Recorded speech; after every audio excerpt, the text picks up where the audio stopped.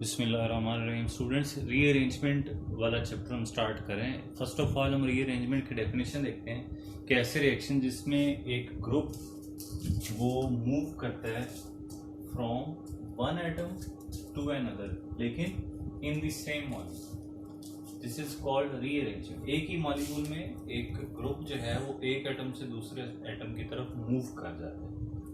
Most of the migrations are from one atom to an adjacent atom. Adjacent one.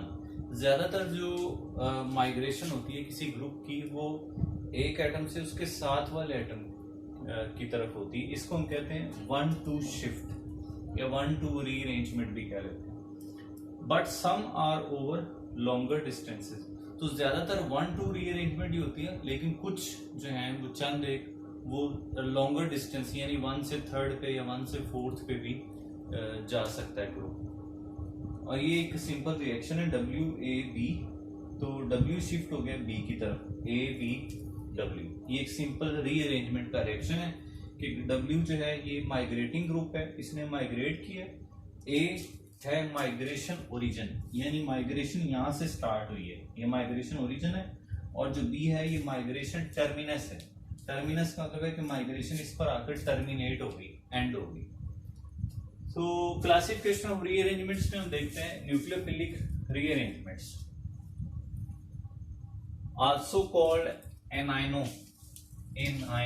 एनाइनोट्रॉपिक rearrangement.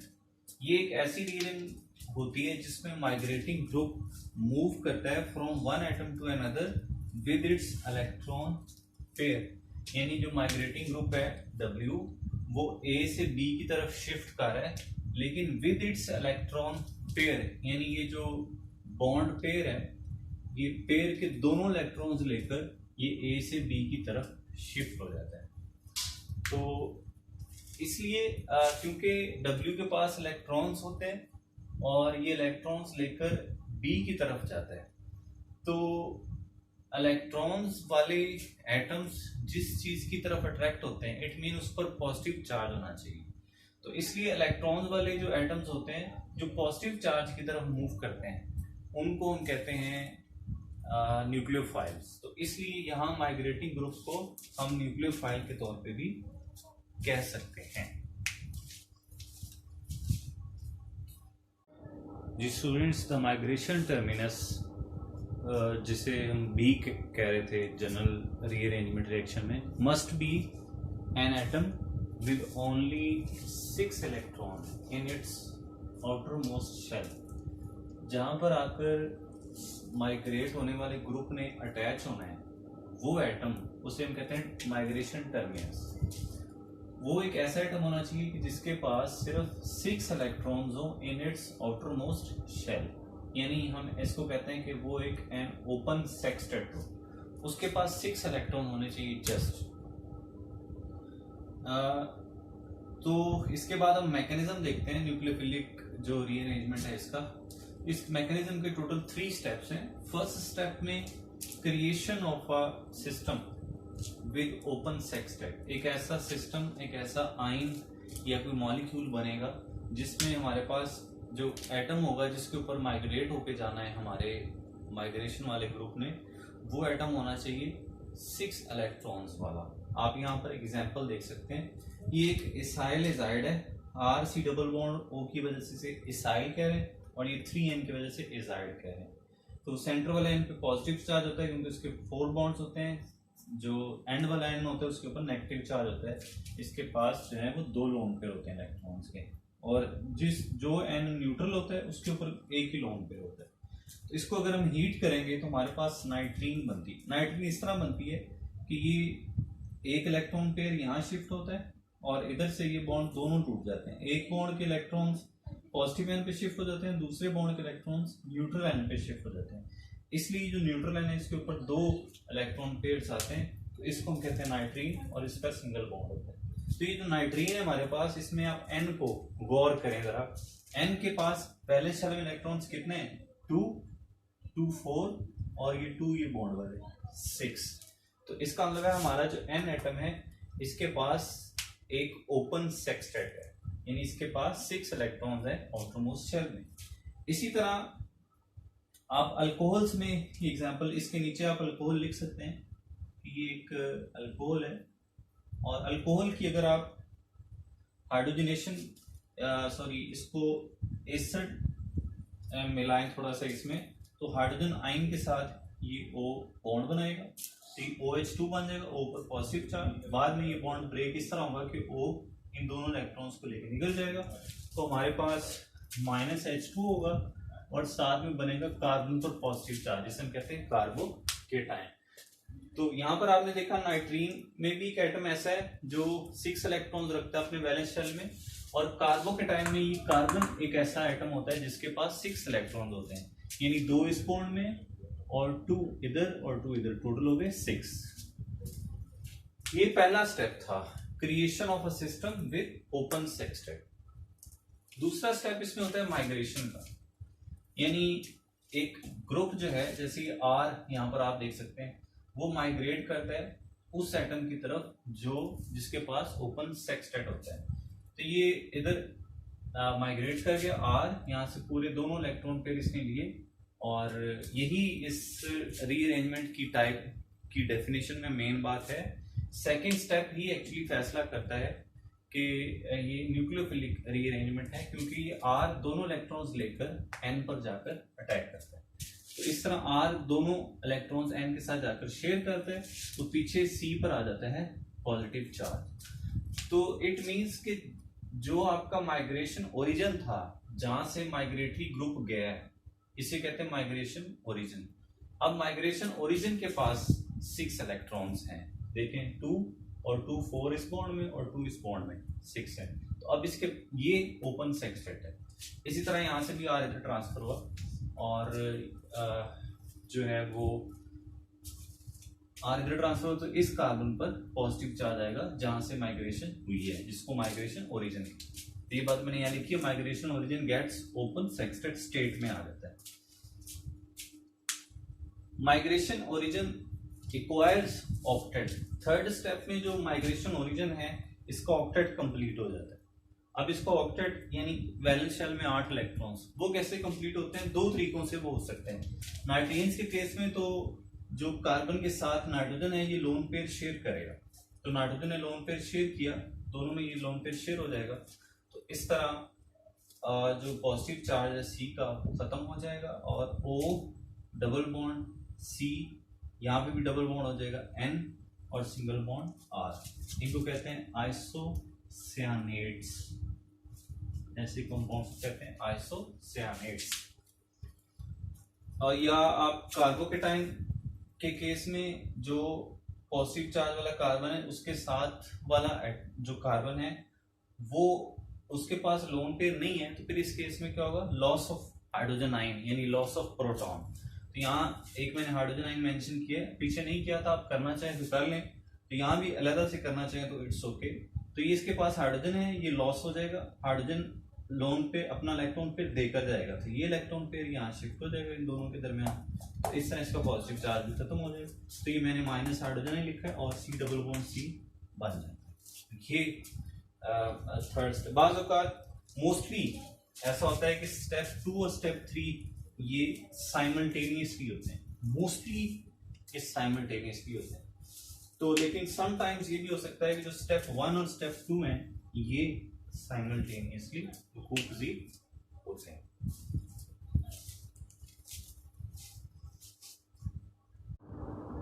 Students, आगे comparison है 3 तरह की rearrangements का। The nucleophilic 1-2 shifts यानी rearrangements are more common than electrophilic and free radical. यानी 3 तरह की shifts या अरेंजमेंट्स होती हैं, एक न्यूक्लियोफिलिक होती है, एक इलेक्ट्रोफिलिक होती है, और फ्री रेडिकल है। इन दोनों के बारे में आप अभी आगे पढ़ेंगे। तो इन तीनों में से ज्यादा कॉमन कौन सी है? न्यूक्लियोफिलिक होती है। इसकी रीजन हम देखते हैं कि क्या है। तो इसकी रीजन को आप तीनों के कंपैरिजन में भी लिख सकते हैं। तीनों का जब आप आपस में कंपैरिजन करें तो उसमें ये बात आप लिख सकते हैं। रीजन इसकी क्या है? Reason is the stability of transition state और समटाइम्स इंटरमीडिएट्स फॉर न्यूक्लियोफिलिक, बल्कि यूं कहने ऑफ न्यूक्लियोफिलिक शिफ्ट्स या रीअरेंजमेंट्स। ठीक है जी। रीजन क्या है इसकी? Stability of the transition state या इंटरमीडिएट। बाज़ औक़ात रीअरेंजमेंट्स में समटाइम्स इन सम केसेस, लेकिन ज्यादातर केसेस में ट्रांजिशन स्टेट होती है, सम केसेस में इंटरमीडिएट भी होता है।